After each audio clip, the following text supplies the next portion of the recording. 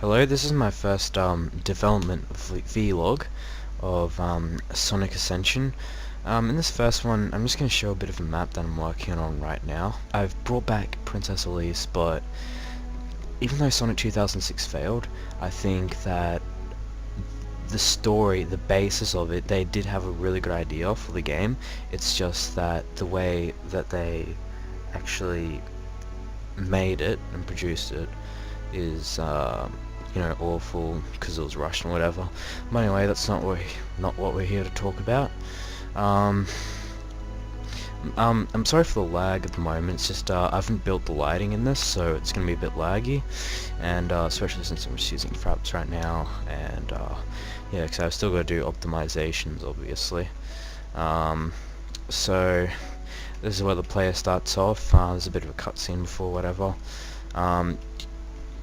Most developers actually don't show this part, like exactly how the stage works properly and all that, so you can obviously see Sonic in the T-bone position. That's our model there, and I might go into wireframes to show you something.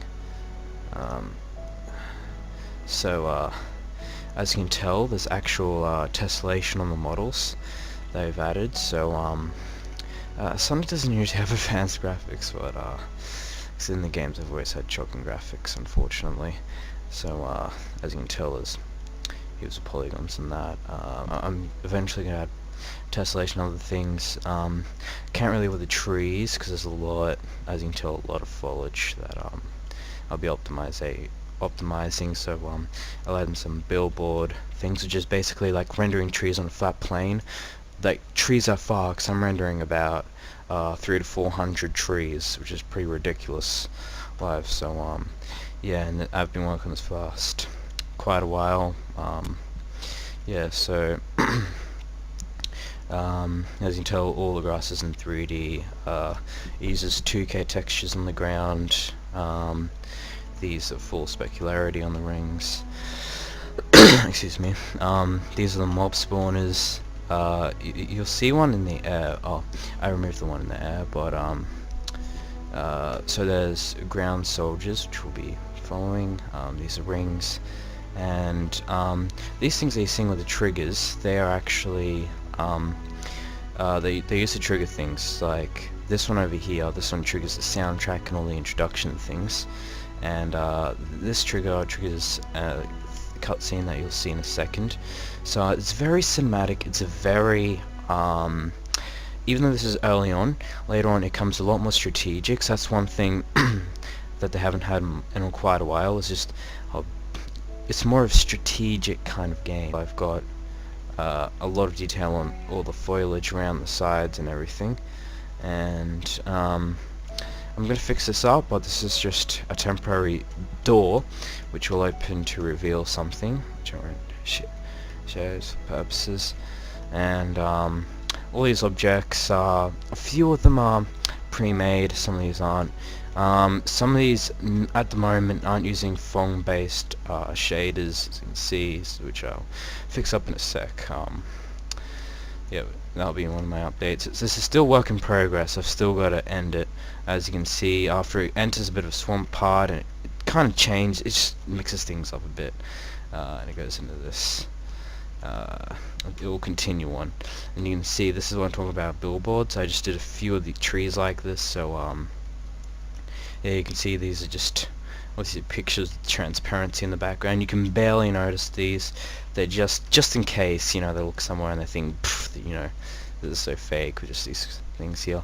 But after I'm done, and I already know, I've already got like the layout of it, but just in case, so it's gonna look a lot more full around the sides, because on the inside, it looks great and everything, but you can tell. And got to fix the outsides of these, and yeah, so soon I'll get into the actual gameplay. I'll fix up things here. I've got to fix up that, fix up the water a bit, fix up under the water, fix up the sides of the water. Because I like to gain a development team, because I'm just working by myself at the moment. I haven't been able to get anyone on board, which is what I wish to be doing within the next few months. So if you want to work on this, no matter how big a job this you know, how big or small the job is. You don't have to be dedicated to it for like the next year of your life. You know, you can just casually do it if you want. Anything that'll help out. I might be accepting donations later on. I'm just still thinking about that for the future, because having a bit of a budget will just help out a lot, especially in getting assets and everything. It will be a very great help. So you can tell that there's a lot of detail in this already. It's quite mammoth. In this small area, we're looking at about 7 minutes of gameplay. If you already know where everything is and everything, you can do it in about 3. So yeah, that's that. Seeing that we can't make any revenue from this because it's Sega, but I just want like a bit of a head start into this and into the indie game development, and in the future I might make my own IP, which I can sell, whatever. So these are all like sounds. There are 3D sounds because it's some full 3D surround. This isn't where another cutscene starts. I want to do that better. I need to soften the particles, which I can do easily in a material editor, but as you can tell, it hasn't got any softness on the edges. I don't know if you can see my cursor or not, but yeah, more things I gotta fix that up.